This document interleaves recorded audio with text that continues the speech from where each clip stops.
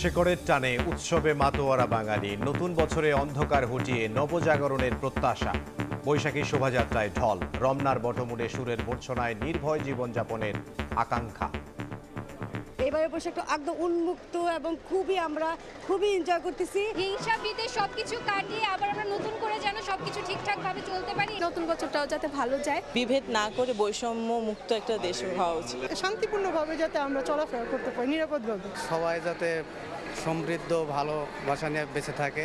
সবাইকে নববর্ষ শুভেচ্ছা। I like Bangladesh people. সারা দেশে প্রাণের উচ্ছ্বাস, বৈশাখ রাঙাতে গ্রামীণ খেলাধুলা, মেলা সহ নানা আয়োজন।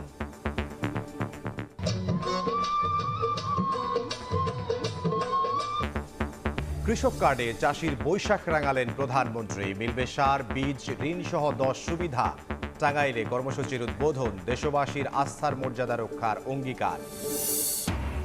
দীর্ঘ হচ্ছে হামে মৃত্যুর সারি, হাসপাতালে ঘুরে শয্যা না পেয়ে অসুস্থ সন্তান নিয়ে দিশেহারা অনেক অভিভাবক। জ্বর হলেই সচেতন হওয়ার পরামর্শ চিকিৎসকের। আমদানি থেকে গ্রাহক এক ক্লিকেই দেখা যাবে কোথায় যাচ্ছে জ্বালানি তেল, দাবি সেন্ট্রাল ফুয়েল ম্যানেজমেন্ট সিস্টেম উদ্ভাবকের। পাইলট প্রকল্প হাতে নেয়ার তাগিদ। এবং চুক্তির জন্য মরিয়া ইরান, দাবি ট্রাম্পের। হরমুজ প্রণালীতে অবরোধ ভাঙলে তেহরানের জাহাজ ধ্বংসের হুমকি।